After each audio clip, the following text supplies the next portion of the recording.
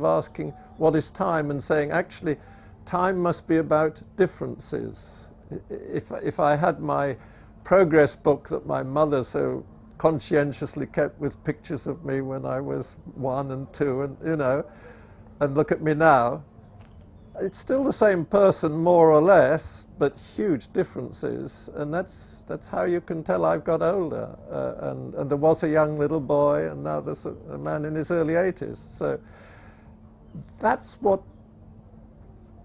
the evidence that leads people to think there's time. But I say let's just look at what really is, and say no. Let's only construct our theory with what we can be reasonably confident does exist.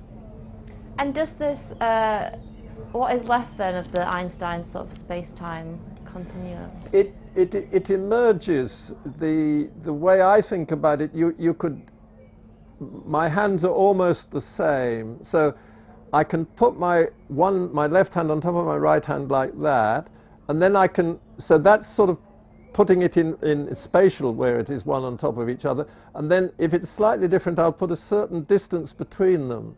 Now that's not a real thing, that's in my mind to try and make sense of how my left hand can be placed relative to my right and how much difference there is between them. So if I have lots of hands or lots of movies, stills of a movie, I can stack them. I call that horizontal stacking and then vertical stacking.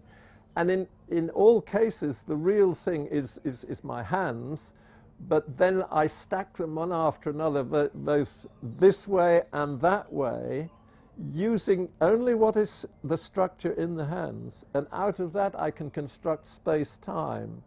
And this is not the way people normally think about it.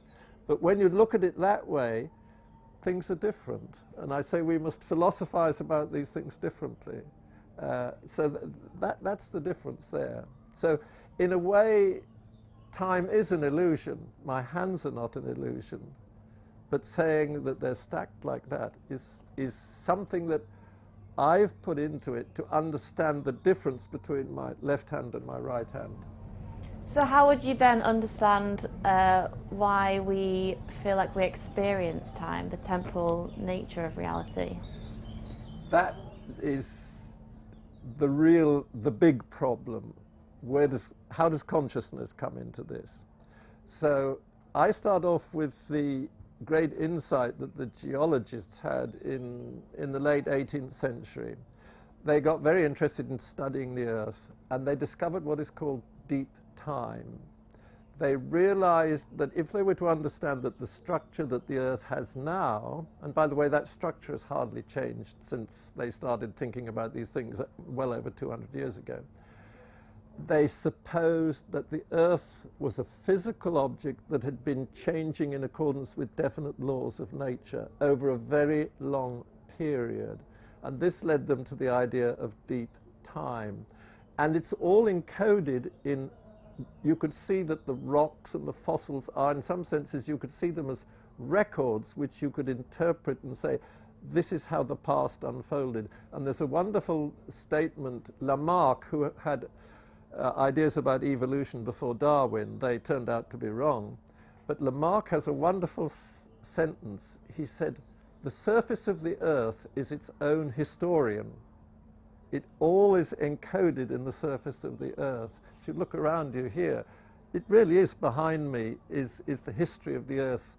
A geologist can deduce all sorts of things from that. And I call that a time capsule. Now I would say that in my mind, there's something like a time capsule like that there's lots of memories, and they're all consistent really in a way. There's a wonderful moment at the end of the Midsummer Night's Dream when Hippolyta says, no, it must be real what these lovers went through, because they tell their story and it hangs together. It's a consistent story. And she says, it grows to a thing of great consistency. So this is why I believe I am a person and was that little boy Julian many years ago. And I think actually the experience of me seeing my hands moving and you seeing them is because actually in your brain all at once are quite a lot of images of my hand, And somehow or other, when the brain tells us a story, it presents us with a narrative. And I think what is happening is that it has a whole lot of pictures all at once and presents them as movement like that. But it's not, it's really in a whole lot of snapshots there. And the last book that Oliver Sacks wrote, called The River of Consciousness, he talks about the insights that neuroscience is developing, and it does really seem to be that the brain processes information and presents, first of all, several snapshots, and then we see them as movement. So I don't think there is movement out in the world. It's something that the brain, it's a narrative that comes to us through this utter miracle of consciousness. How that nobody knows how consciousness works. Anybody who says they do, that's just nonsense to pretend that you know that. So I would say the only evidence for the past, and that there is something that we really could call the past, is the consistency of our records, the consistency of our memory, and the fact that we actually see movement. I think that's all it is. As I move my hand like that, you see my hands both there, and you see the movement. But I suspect that's a narrative that the brain is presenting. So that's my explanation of why time itself is an illusion, and even motion is an illusion. But the fact that I can put my hands like this in different positions, that's not an illusion. That's real.